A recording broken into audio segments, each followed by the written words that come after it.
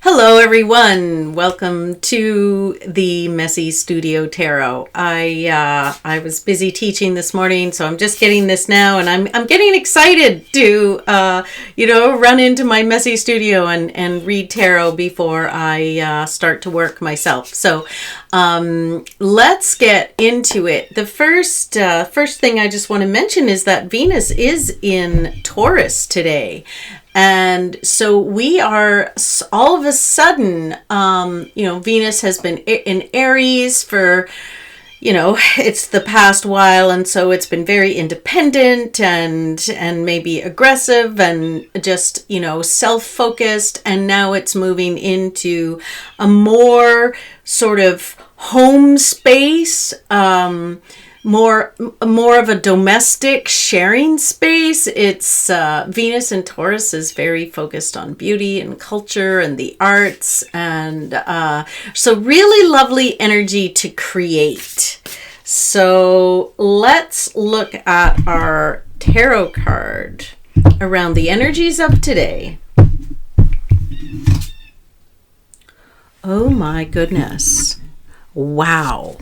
Not what I was expecting from Venus, the first day of Venus in Taurus, from my intro.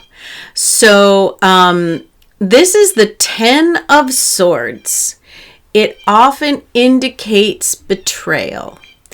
And something like being stabbed in the back, or just like you've had enough, it's overkill of something that's not working in the first place. So some, like, tens are always kind of cathartic. Sorry, I'm just fixing my microphone here.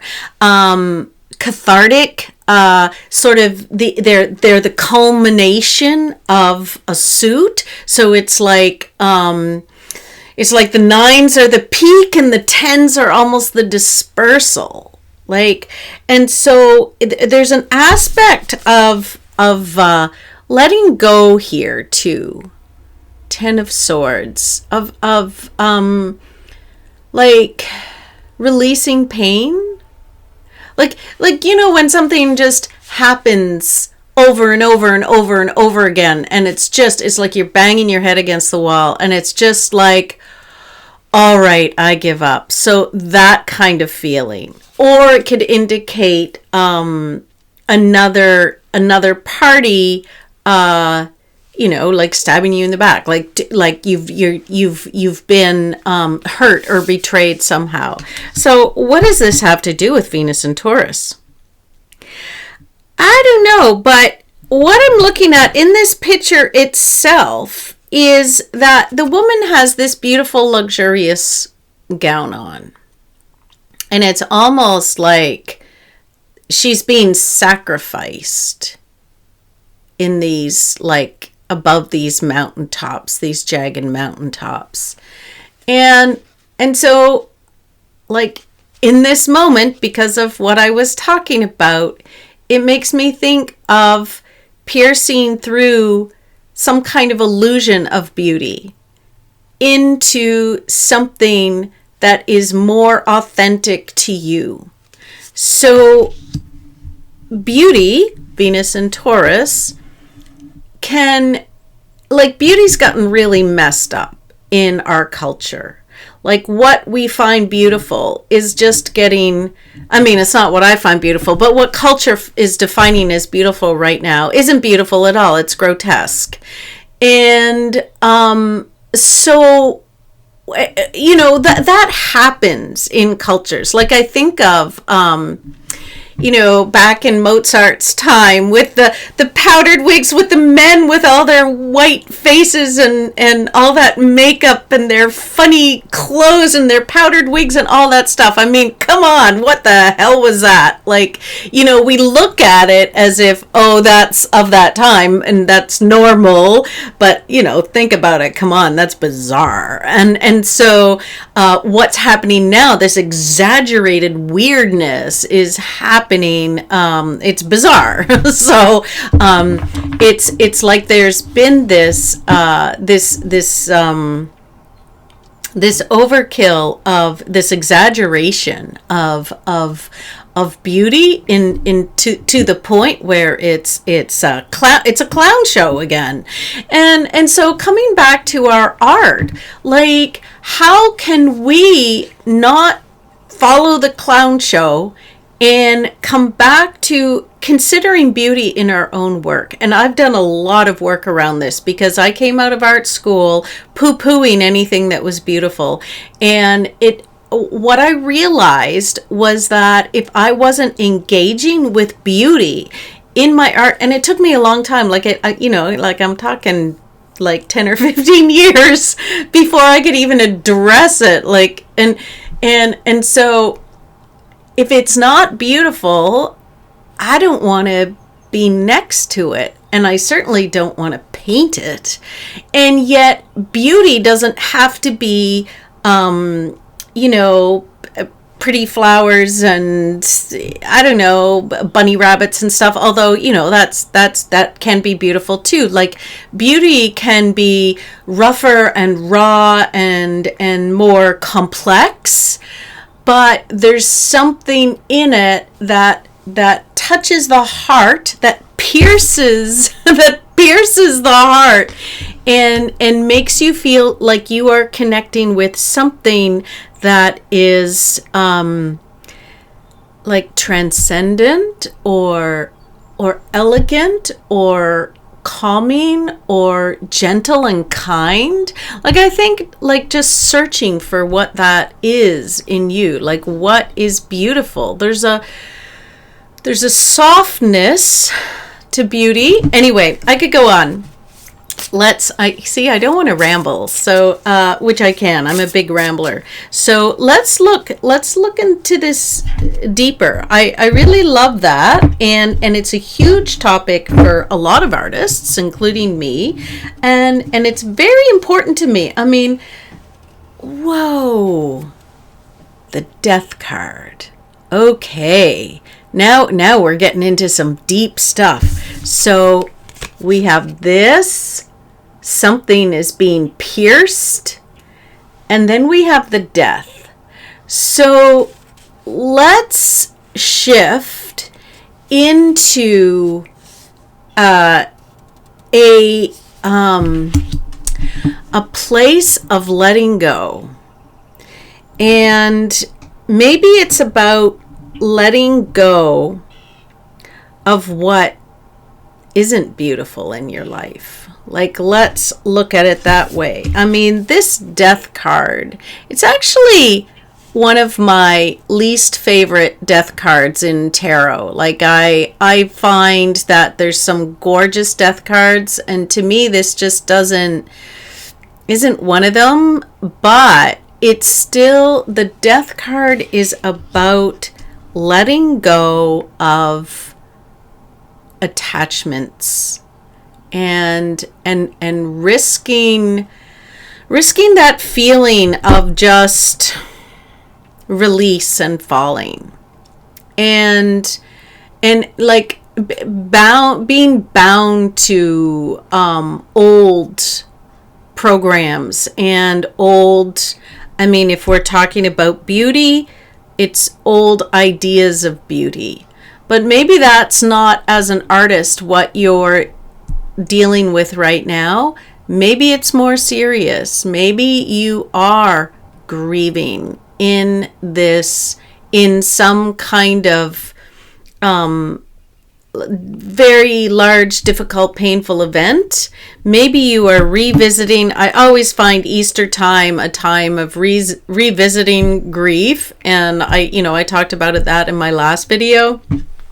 Just the loss of family, and just growing old, like all that stuff, like and so yeah, what are you releasing? What is dying right now? It's contradictory for spring, because we've got all this like new growth on its way, and yet there's something that's dying as well, and to allow for the new growth. So Yeah, let's look at our third card, and we have the Nine of Voices. All right. Like, I've never had such three difficult cards in a row. There's nothing happy about this spread. So what I want to say is that whatever you're going through, go through it. Like it's going to be better. The nine of voices is the Nine of Swords. So we have the Nine of Swords, the Ten of Swords, and the Death card. Like this is a heavy reading, and so people watching are going to be going through heavy stuff. And so take time to just rest and breathe and make art from this place. Like maybe you only have half an hour. Maybe you have, an hour. Like maybe your messy studio is a place where you just go and cry today and feel that. There's something difficult happening. There's some kind of difficult passage we're going through at this time. The full moon is probably really working people. And I'm just going to draw one more card. And that's a little more hopeful. The Seven of Pentacles. And the Seven of Pentacles is just telling you to pause and like look at your work. Look at, maybe it's not a great creativity day. I don't think it's going to be with a reading like this.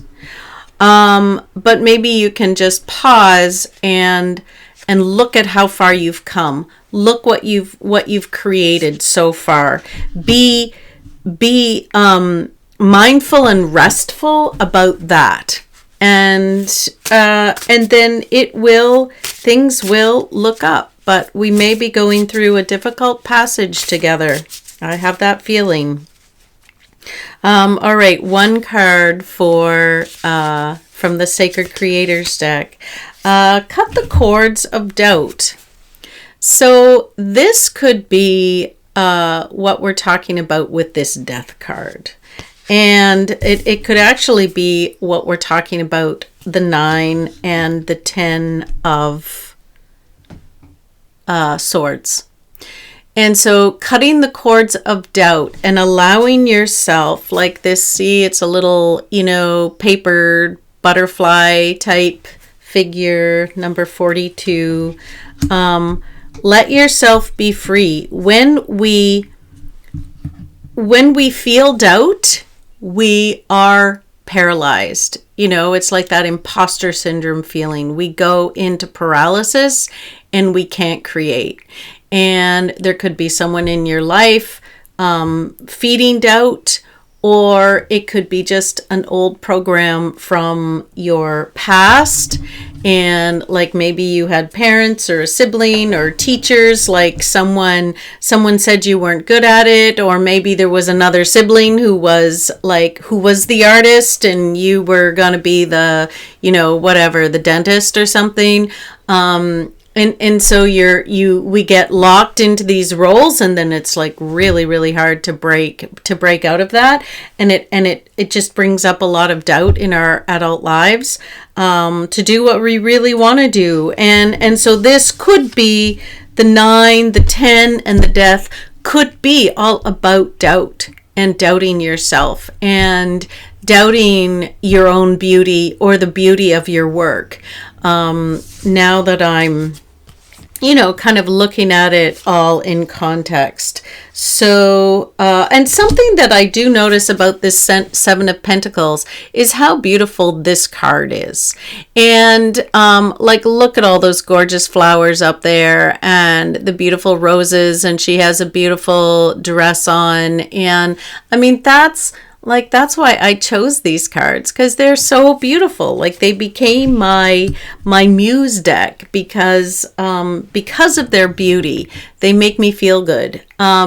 So I know this was kind of a strange reading today, but it's a strange time. So thank you for listening. Thank you everyone who's liked or commented or subscribed, and please continue, because I love doing this. It just makes me happy to see that people are listening to these and sharing their thoughts, and that maybe it might be a little bit of help with your day. All right. Thank you. Bye.